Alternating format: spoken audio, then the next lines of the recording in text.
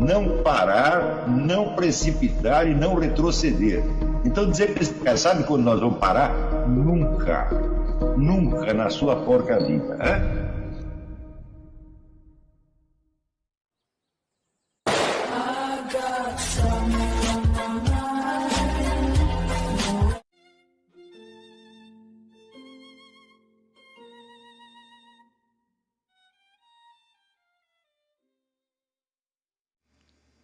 E aí pessoal, tranquilo? Então vem aqui antes do vídeo começar, pedir para vocês se inscreverem, quem não for inscrito, compartilhar, curtir, comentar. Quem puder seja membro do canal, que isso ajuda bastante. Tem também o link do Apoia-se. Quem puder ajudar nosso canal e apoiar financeiramente vai ser muito bem-vindo. Mas o mais importante é transmitir o conteúdo e os conhecimentos do professor Olavo de Carvalho para mais e mais brasileiros. Então compartilhe e ajude aí nossa causa. Muito obrigado a todos os membros, apoiadores do canal. Fico muito feliz. Tenho certeza que a gente está no caminho certo. Então fiquem com o vídeo e até mais. Valeu! Porque, olha, quando você montou aquele raciocínio, você o expressa em palavras, explica para outras pessoas, elas podem montar o mesmo raciocínio de novo, chegar à mesma conclusão. Então, é claro, milhares ou milhões de pessoas podem conferir e dizer para você, é isto mesmo, você tem razão. Só que o que elas conferiram, na verdade? Apenas, vamos dizer, a lógica interna de um raciocínio. A conexão desse raciocínio com os fatos pode ser verificada através de experimentos, mas os experimentos jamais vão reproduzir a situação inteira. São apenas experimentos que esquematicamente coincidem com a primeira situação em um ou dois pontos. Ou seja, mesmo a verificação experimental do raciocínio lhe dará uma certeza muito precária. E curioso, nós estamos há 4 séculos criando uma civilização que só confia nisto.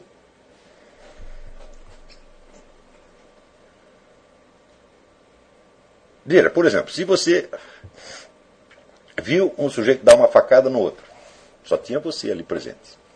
Você viu. Quer dizer, não foi pura percepção, porque você percebeu toda a conexão causal, tá certo, entre o ato assassino, né, a facada e o efeito mortal que aquilo teve sobre a vítima. Então há um raciocínio ali. Mas esse raciocínio não foi feito nem com imagens na sua mente, nem com signos, nem com palavras. Foi feito diretamente com os fatos que você está percebendo. Ou seja, era a lógica interna dos fatos que está se mostrando para você. Suponha que as pessoas ponham em dúvida o seu testemunho e queiram provas. Então elas vão construir milhares de conexões lógicas possíveis e inventar experimentos que devem coincidir com aquela situação em um ou outro ponto esquemático. Por exemplo, o sangue que estava na faca era do mesmo tipo do sangue da vítima. E você percebe que isso é apenas um elemento da situação inteira. E se você for pegar elemento por elemento, você jamais vai reconstituir a situação inteira. Serão sempre pedaços que, por sua vez, terão que ser conectados mediante outras construções lógicas. E por que nós confiamos nisso? Nós confiamos nisso, primeiro, porque somos nós que inventamos e nós temos o domínio do pensamento. E acreditamos que o domínio do pensamento é o domínio sobre a realidade. Segundo, porque aquilo pode ser reproduzido por outras pessoas e as pessoas confirmam o que nós estamos dizendo. Então, ou seja, nós estamos preferindo 1 milhão de confirmações indiretas parciais antes que a exibição direta e completa do fato. Ou seja, nós estamos completamente loucos. E isto é o que nos últimos 4 séculos se chama de ciência. Todo o edifício da nossa ciência é baseado nisto. Primeiro, a confiabilidade maior do indireto sobre a da construção indireta sobre a percepção direta. Segundo, a confiabilidade do testemunho coletivo daqueles que fazem o mesmo raciocínio que você e confirmam e, no máximo, conseguem verificar experimentalmente um ou outro ponto de coincidência entre o seu raciocínio e o fato.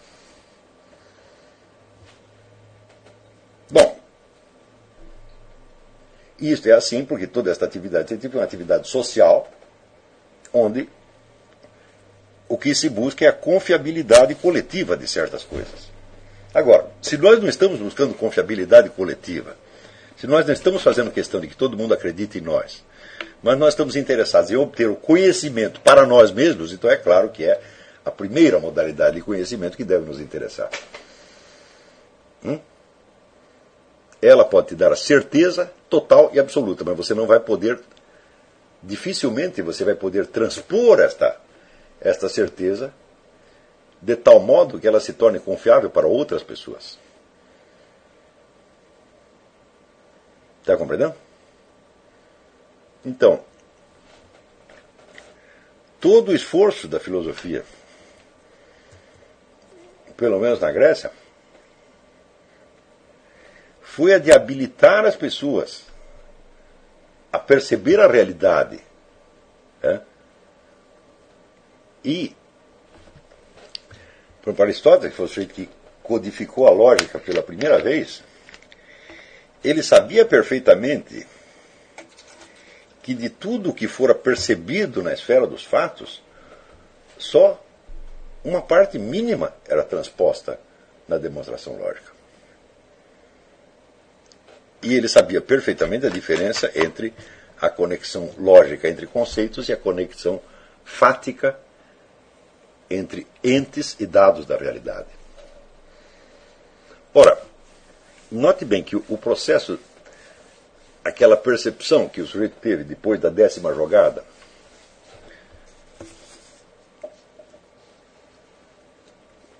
e que é uma percepção que não foi ele que montou na mente, mas ele percebeu diretamente dos dados, seria impossível se esses dados não tivessem em si mesmos uma estrutura inteligível. Então você vê que a teoria de Aristóteles, que diz que as coisas têm uma forma inteligível, é inteiramente certa.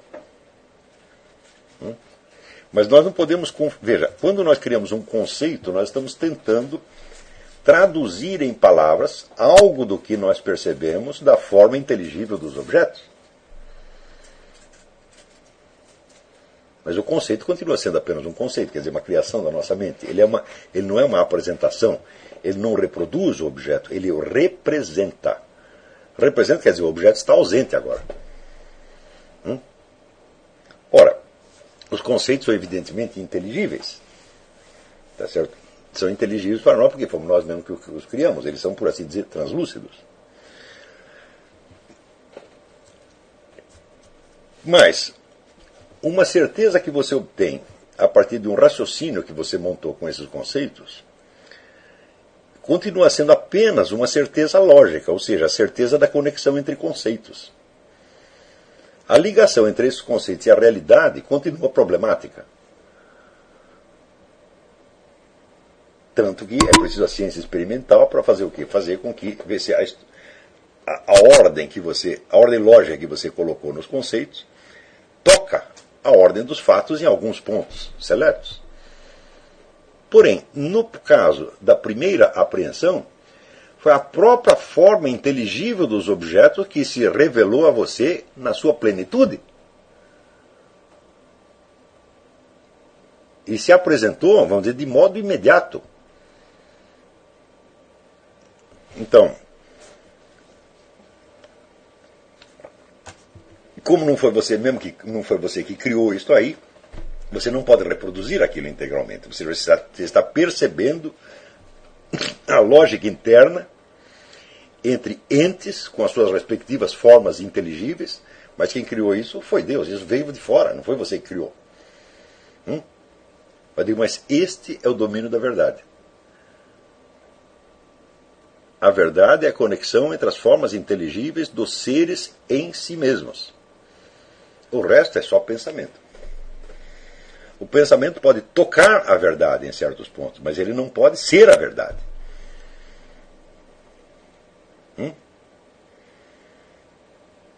Então,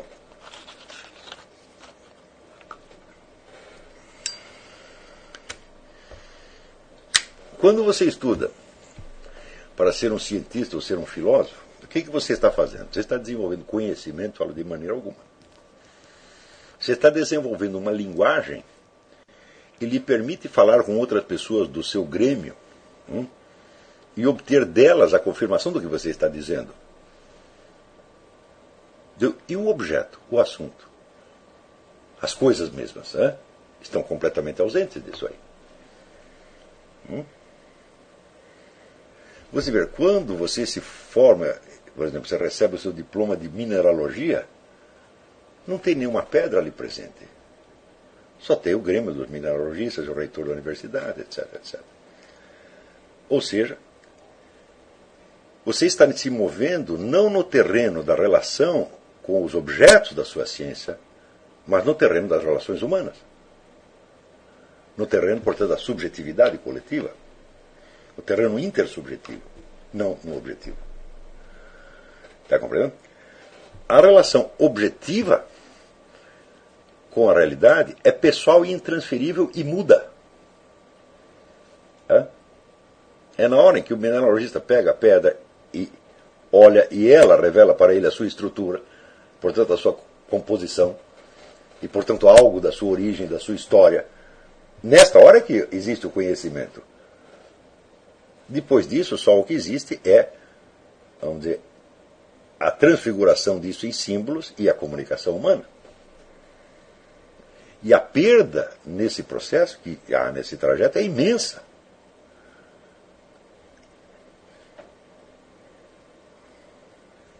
Então, muitos anos atrás, eu tive que colocar esse problema para mim mesmo. Eu digo, eu quero o conhecimento ou a comunicação. Eu quero saber o que as coisas são mesmo, ou eu quero ter um discurso que seja aprovado pela coletividade dos que acham que sabem. E vocês também vão ter que fazer esta opção. Então, aí eu percebi uma coisa muito importante. Você saber algo é saber algo que os outros não sabem. Se você só sabe o que os outros sabem também, tá certo? Então você está se movendo dentro da esfera de um recorte comum que vocês fizeram da realidade. Mas quando você está em face da própria realidade, que não foi você que criou, que não é você que domina, e dentro da qual você está, tá certo? Você está ao mesmo tempo diante dela e dentro dela, é ali que se dá o momento do conhecimento. No momento da percepção da realidade. A transformação disso em linguagem humana é um processo altamente complexo e falível. Então eu tive que decidir isso aí. Falar, mas daí eu vou perceber um monte de coisas, e vou perceber coisa com uma evidência incrível, e não vou poder dizer para ninguém, porque eu não vou conseguir provar nada do que eu estou falando. Bom, você tem que escolher. Você pode provar uma parte mínima. Tá certo? Mas, digamos, a testemunha de um crime, ela não tem que provar nada, porque ela é a prova. Então, esse conhecimento do testemunho direto é dele que se constitui a substância da filosofia. Está compreendendo? E é por isso que um livro de filosofia jamais diz tudo o que tem de dizer. E é por isso que eu sugeri a vocês aquele exercício, vamos dizer, da leitura lenta, de você complementar imaginariamente, tá certo? Até que os fatos mesmos da experiência aqui, da onde o filósofo arrancou suas ideias, apareçam para você. Com o tempo, você pode desenvolver uma habilidade muito grande de retornar dos textos à experiência, tá certo? E isso certamente o ajudará a você a fazer o processo contrário, que é você ir da sua experiência real até a expressão culturalmente eficiente. Tá certo? Mas você conseguir expressar a coisa de uma maneira culturalmente eficiente não quer dizer que você vai poder prová-la. Agora, você quer o conhecimento ou você quer a prova? A prova é uma coisa que você oferece para os outros. Por exemplo, a testemunha de um crime precisa de alguma prova? Não. Ela tem o conhecimento direto. Ora, Anos atrás, eu escrevi uma apostila chamada Inteligência e Verdade, Inteligência, Verdade e Certeza, na qual eu lembrava os componentes da ideia pura de ciência, tal como descritos por Edmund Husserl no seu livro Filosofia Primeira. Né? Em que ele dizia, a primeira condição é que exista um negócio chamado evidência. A evidência é a percepção direta de alguma coisa. Como, por exemplo, eu percebo que eu estou falando para vocês neste momento. Eu percebo que eu estou aqui. Se não existisse a evidência, todos os pensamentos seriam duvidosos. Mas a evidência só vale, evidentemente, para quem a tem. A testemunha do crime testemunhou o crime, viu o crime direto, então não precisa de prova nenhuma. Tá certo? E ela pode ser usada como um dos elementos de prova.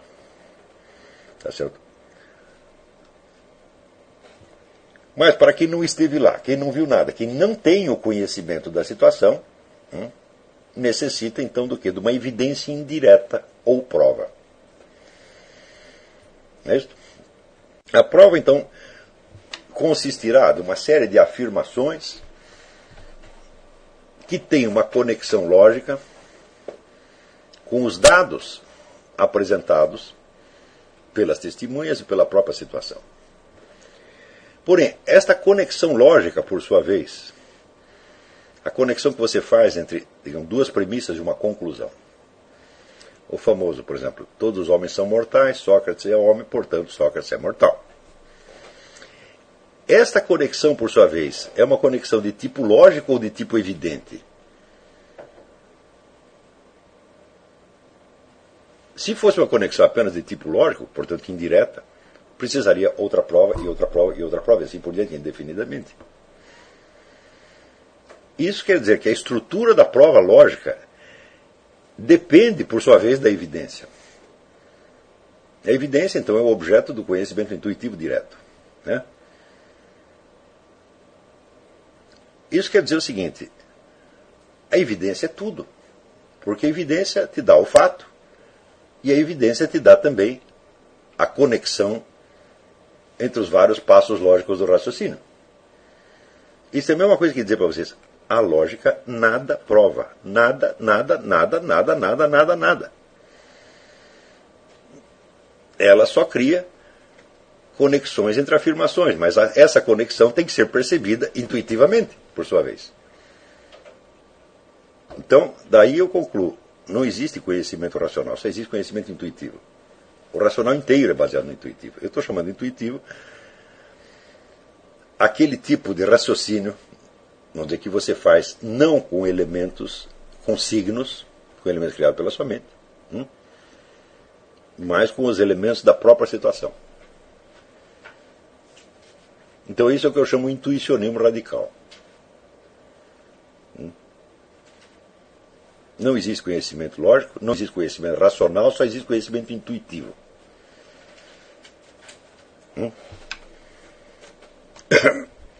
Porque o racional não passa de uma conexão intuitiva entre elementos que já não são dados pelos fatos, mas que são dados mentalmente pelos conceitos que você criou. A conexão entre dois conceitos só pode ser percebida, não logicamente, mas intuitivamente.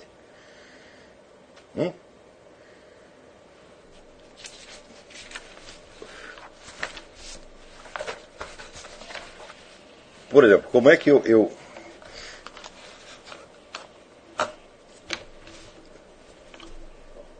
percebo que um animal pertence a determinada espécie?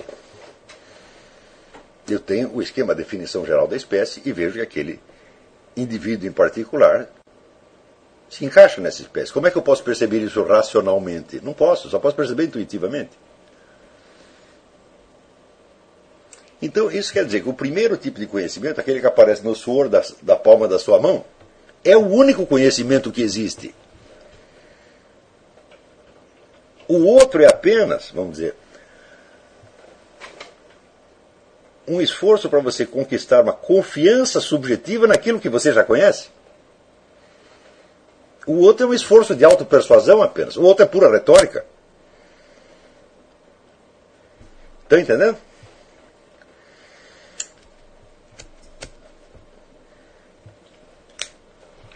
Isso quer dizer que a substância do conhecimento ela é uma coisa de percepção individual direta, dificilmente transmissível. E aquilo que é transmissível e que é objeto de prova não é conhecimento. É um conjunto de esquemas mentais que se refere muito indiretamente ao conhecimento. E é por isso que hoje em dia, quanto mais as pessoas estudam, mais burras elas ficam. Eu li num livro a esse respeito o seguinte. Uma vez chegou um sujeito num museu oferecendo uma estátua que ele dizia que tinha desenterrado na Grécia.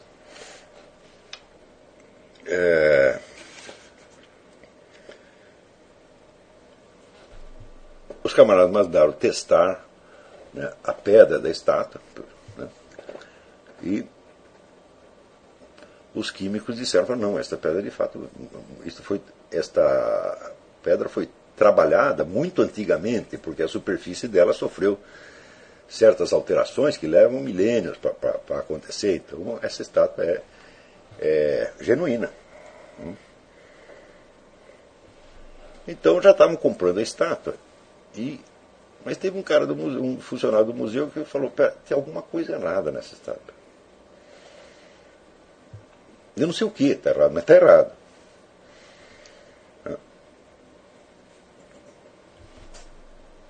Eu não compre. Se vocês já pagaram, vocês peçam dinheiro de volta. E se não pagaram, não paguem. Os caras não tinham pago. Então peraí, vamos esperar um pouco. Como o sujeito era um velho expert, eles decidiram esperar para ver o que acontecia. Ele sabia que tinha alguma inarmonia naquela coisa. Ele não sabia qual. Ele não sabia dizer qual. Ele estava percebendo, mas ele não tinha o nome. Tá? Ou seja, ele não tinha o símbolo mental para dizer o que ele estava percebendo. Mas ele estava percebendo corretamente. Depois de um tempo, ele conseguiu dizer o seguinte, dizer, olha, esta estátua, ela não tem um estilo, ela mistura vários estilos de várias épocas diferentes. Então ela não pode ser genuína. As pessoas não poderiam ter misturado vários estilos gregos na antiga Grécia, só pode fazer isso hoje. Ora, a percepção desses estilos é também do primeiro tipo, vamos chamá-lo intuitivo, vai no sentido em que eu estou usando a palavra intuitivo. Tá? Ela só pode ser intuitiva.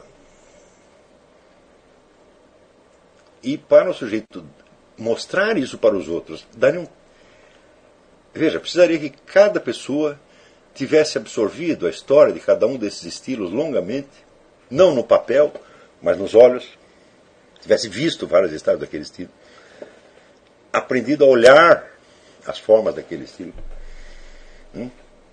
e depois olhar aquela estátua e ver que todos aqueles estilos estavam presentes ali ao mesmo tempo. Isso é quase impossível, provar isto. E, no entanto, o sujeito estava se movendo no terreno da certeza mais exata, mais inconfundível que podia haver. Ele estava se movendo no terreno do quê? Dos dados reais.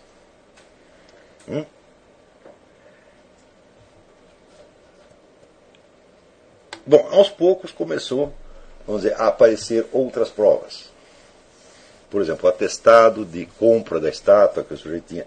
Não, isso aí pertenceu a um fulano que depois encontrou em tal lugar, vendeu para mim, descobriu que o atestado era falso. Daí começou a aparecer milhões de provas e no fim se comprovou que a coisa era fake realmente. Né? O que aconteceria se o museu, a diretoria do museu, em vez de acreditar no velho expert que só tinha a autoridade dos seus olhos, decidisse confiar na ciência química?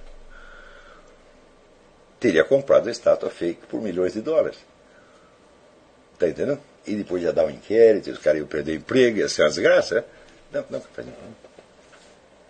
Estão entendendo? Felizmente, no mercado de arte ainda existe isto. A autoridade do connoisseur, que é o sujeito que não pode provar o que ele está dizendo, porque está tudo apenas na memória dele, na percepção dele. Né? Ele não pode dar uma prova cientificamente válida. Mas isso não quer dizer que o conhecimento que ele tem seja menos preciso que o conhecimento científico, é muito mais preciso. Ele apenas não é facilmente transmissível. Então, por assim dizer, vale para ele. Ora, mas o que tem a ver, vamos dizer, a validade intrínseca de um conhecimento com a autoridade social da sua transmissão? Hoje nós somos ensinados a confundir uma coisa com a outra. Nós achamos que aquilo que pode ser provado e verificado por várias pessoas, provas repetidas por várias pessoas, é mais confiável do que aquilo que você está vendo com os olhos da sua cara. E nós chegamos até o absurdo de achar que a ciência pode corrigir as nossas percepções. É claro que isso é uma alienação total. É claro que isso é totalmente irracional.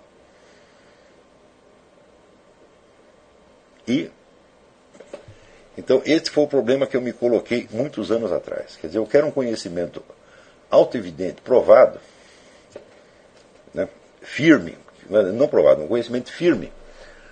Ou eu quero um conhecimento que seja fácil, que tenha, por assim dizer,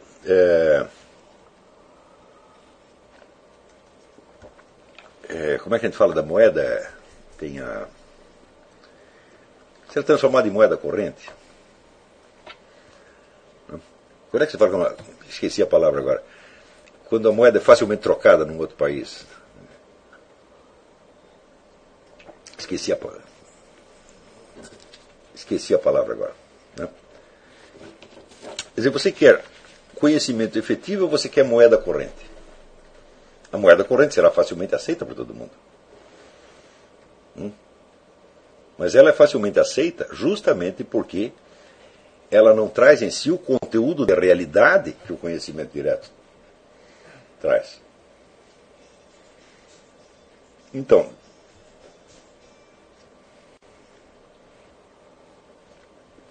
de certa maneira, o critério de conhecimento que é aceito na nossa sociedade é totalmente invertido. Nós damos confiança máxima ao que tem confiabilidade mínima. E confiabilidade mínima ao que tem confiabilidade máxima. Porque nós estamos confundindo as condições de certeza do conhecimento em si com as condições da sua transmissão mais fácil.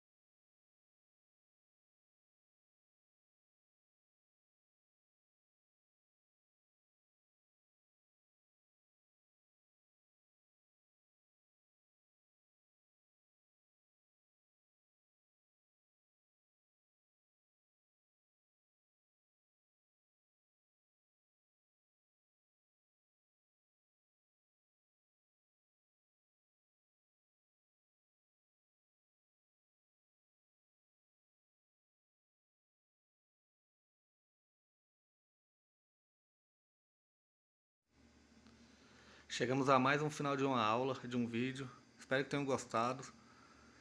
Quem não se inscreveu ainda, se inscreva, compartilhe, comente. Ajude o nosso canal, apoie, seja membro. E ajude o nosso canal a chegar a cada dia a mais brasileiros que precisam muito do conhecimento do professor Olavo de Carvalho. Então é isso aí, fique com Deus, até o próximo. Valeu! Então é isso aí, pessoal, que é o nosso canal, que são alguns livros que eu já li. A maioria foi doação, mas alguns eu adquiri, professor Olavo de Carvalho. Alguns livros se perderam aí que eu emprestei, professor Alexandre Costa, a Bíblia Sagrada, 10 lições sobre Karl Marx. Indico a não ler esse livro, que é muito ruim mesmo. Alguns pensadores aqui que realmente, como o professor Olavo de Carvalho disse, não são pensadores. Valeu, tamo junto aí. Apoie nosso canal, seja membro.